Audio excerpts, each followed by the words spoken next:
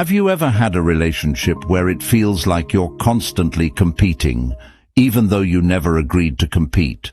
You mentioned that you started exercising. Suddenly they're telling you how much they exercise. You mentioned that you got a promotion. They tell you about someone they know who became a director. You buy something you've wanted for years. They immediately explain why theirs is better. You tell them you started a business. They tell you how much money their friend makes. You finish telling a story, and somehow they're already preparing their response. You say, "I finally did it." They hear, "Your turn to prove yourself." And you're standing there thinking, wait, who are we competing with? Nobody handed you a scoreboard. Nobody blew a whistle. There was no opening ceremony. Yet somehow, you've entered the Olympics of ordinary conversation. And the strangest part, you may not even realize what's happening at first, because competition doesn't always look like hostility. Sometimes it looks like enthusiasm. Sometimes it looks like advice. Sometimes it looks like storytelling. Sometimes it even looks like friendship. Until you notice the pattern. Your good news keeps becoming their opportunity to prove something.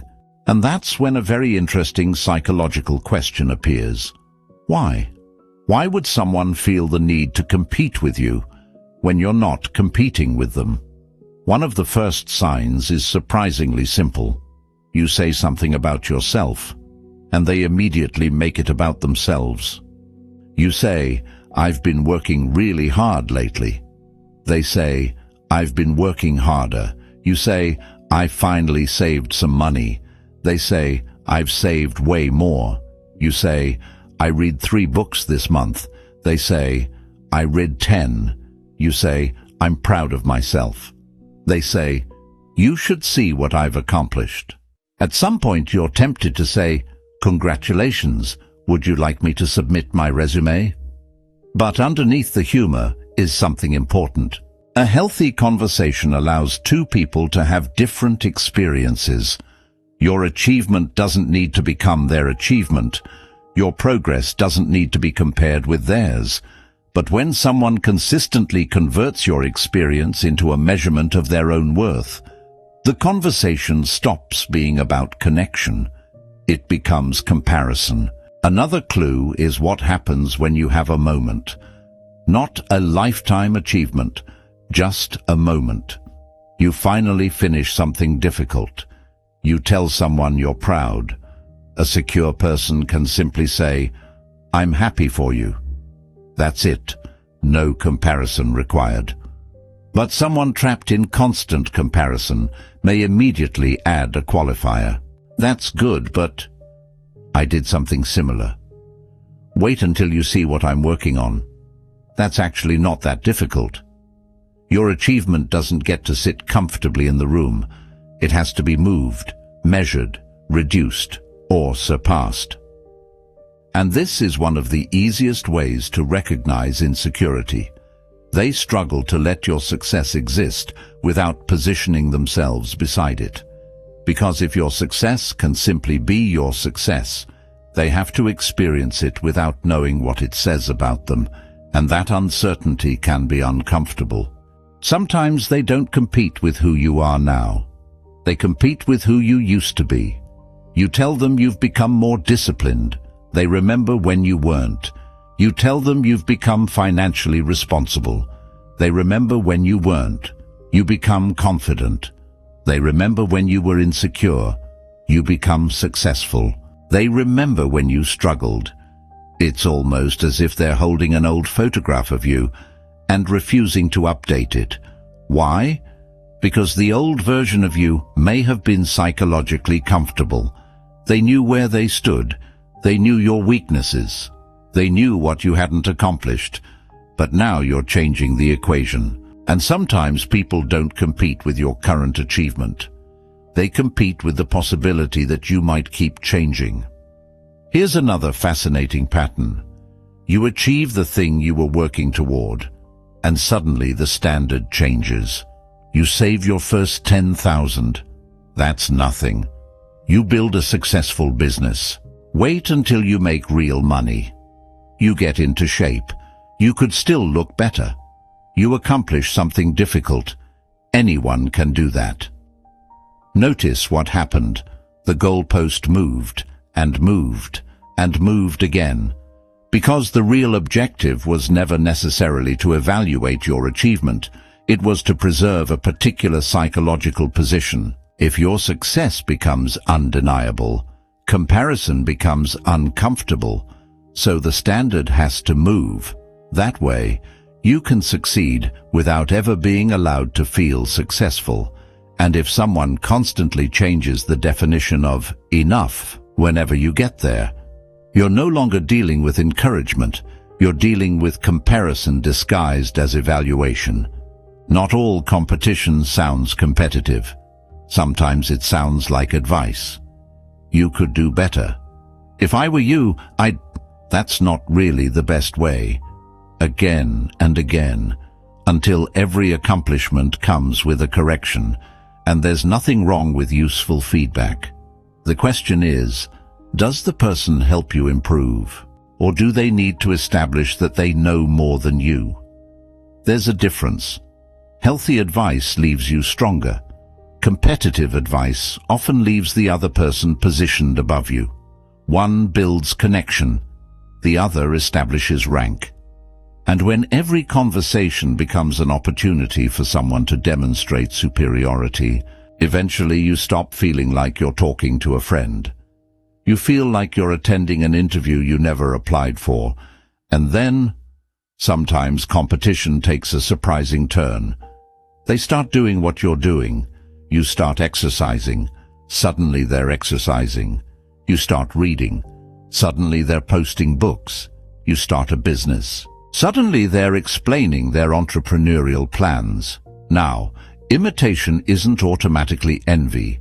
Sometimes you inspire people. That's a good thing. The question is, what happens afterward?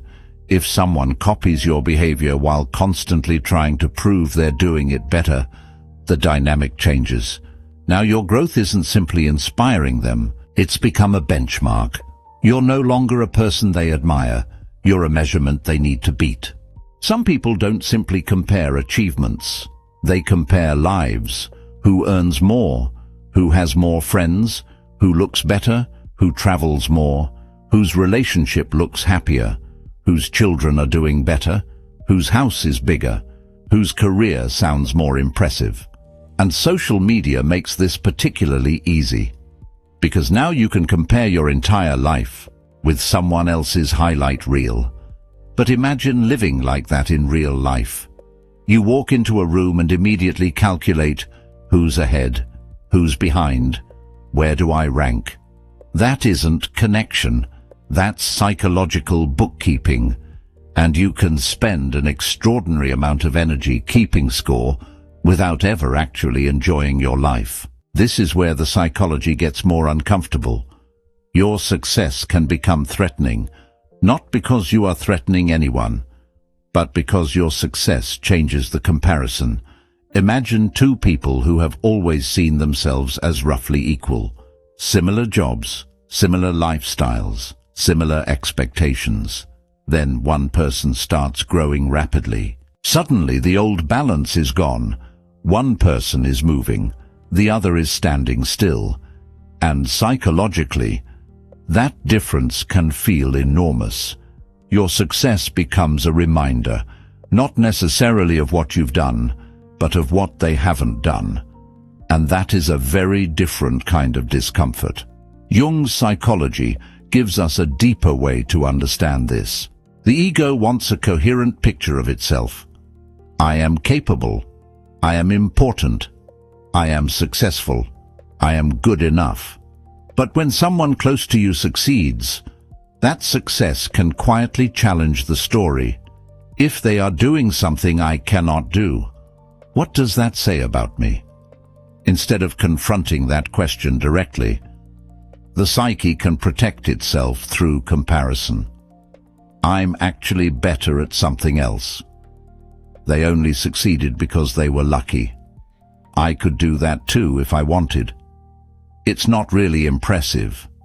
Suddenly, the other person's success becomes smaller, and the ego becomes safer. This is why comparison can be psychologically addictive. It temporarily answers the painful question, am I enough? Jung called the parts of ourselves we refuse to recognize the shadow. And the shadow doesn't only contain obviously negative traits. It can contain qualities we have denied: ambition, confidence, courage, vulnerability, desire, even the wish to be admired. So imagine someone who secretly wants success, but has spent years telling themselves they don't care about success. Then you succeed. Suddenly you're standing in front of a part of them they've avoided. Your confidence reminds them of their insecurity. Your discipline reminds them of their inconsistency. Your courage reminds them of their hesitation. Your progress reminds them of their waiting. And the uncomfortable emotion can become comparison, instead of, I want what they have. The mind may quietly produce, I need to prove I'm better than them. That's the psychological transformation we're interested in. Admiration can become comparison. Comparison can become competition, and competition can become resentment. This is also why criticism can become so common. If I can't outperform you, I can evaluate you. If I can't match your achievement, I can find a flaw in it. If I can't reach your position, I can explain why your position isn't worth having. And suddenly, your clothes are wrong. Your decisions are wrong. Your business model is wrong. Your priorities are wrong. Your personality has changed. Your success has made you arrogant. Your confidence has become too much. And perhaps some criticism is valid. Of course, that's why discernment matters. The question isn't, did they criticize me? The question is, can they acknowledge anything I do well? If someone can see both your strengths and weaknesses, that's perspective. If they seem able to see only your weaknesses, that's a pattern worth noticing. Eventually, you may notice something strange. They don't simply want to succeed, they need to know they're ahead. That's different. Healthy ambition asks, how can I become better? Insecure competition asks, am I better than them? One points inward, the other points sideways. And when your identity depends on being ahead, someone else's progress becomes a threat, because every time they move forward, you have to move further. And if you stop, someone else might pass you. That is an exhausting way to live. Imagine needing everyone around you to stay slightly behind, just so you can feel okay. Here's where things get interesting. What happens when you stop competing? You don't respond to every comparison. You don't explain why you're ahead. You don't tell them they're behind. You don't try to prove anything. You simply continue with your life. And suddenly, the competition becomes very difficult to maintain. Because competition requires participation. Someone can compare themselves to you, but you don't have to compare yourself to them. Someone can rank you, but you don't have to accept the ranking. Someone can move the goalpost, but you don't have to keep running toward it. This is one of the quietest forms of psychological freedom, refusing to let someone else's scoreboard become your identity. But there is a trap here. Once you recognize competitive behavior, you may be tempted to compete back, to prove you're better, to show them how successful you've become, to post more, talk more, achieve more loudly, and suddenly you're playing the same game, just from the other side. That's not freedom. If someone needs to prove they're better than you, let them. You don't have to prove they're worse. Their insecurity isn't your invitation to become arrogant. Your growth doesn't become meaningful because someone else is behind you. It becomes meaningful because you are no longer the person you used to be.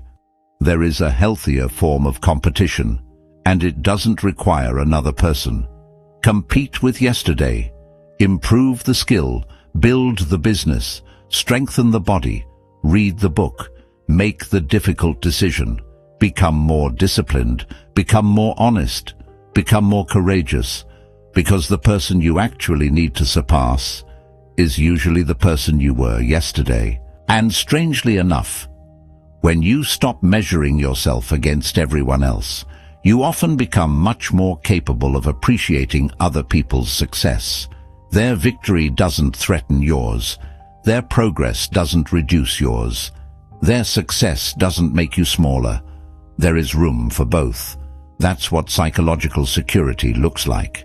And here's the beautiful contrast. Secure people don't need you to fail in order to feel successful.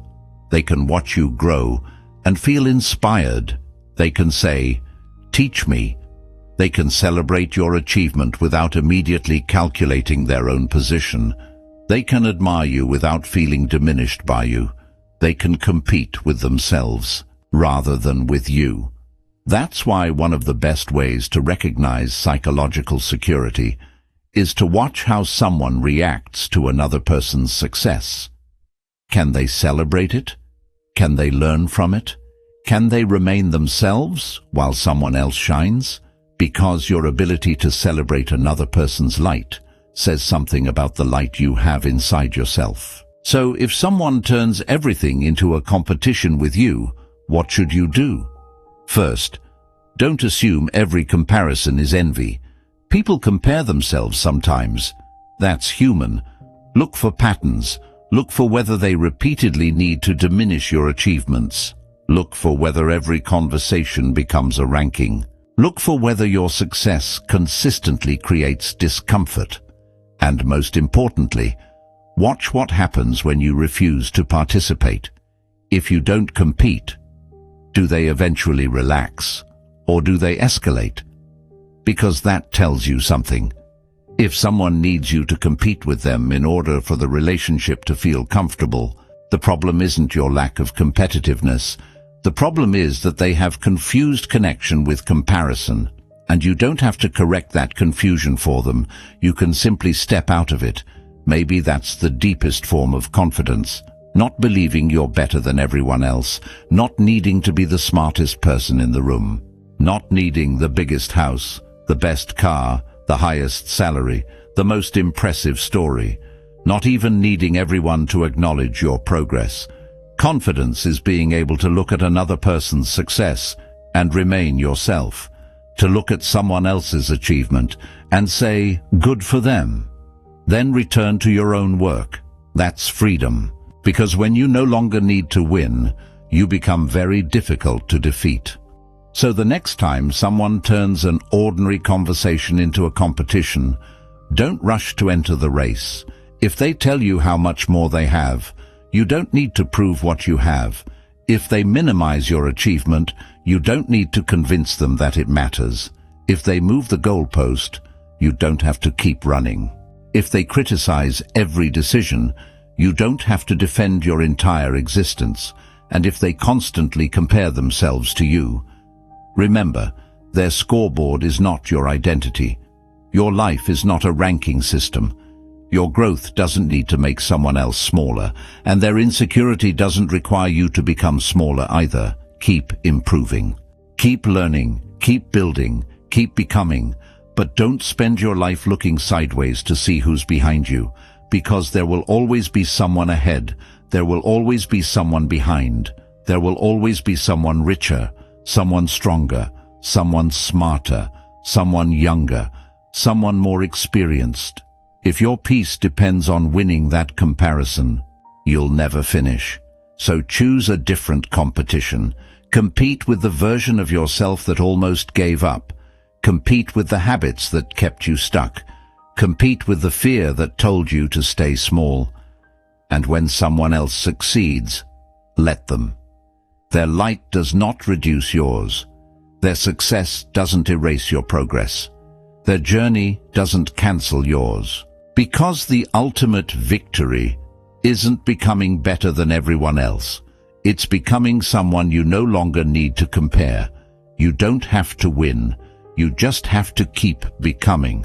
And I'm curious, have you ever had someone turn everything into a competition with you, even when you weren't competing with them? Tell me what happened in the comments. And if you enjoy exploring the hidden psychology behind human behavior, subscribe to Stoic Infinity. There's a lot more to uncover.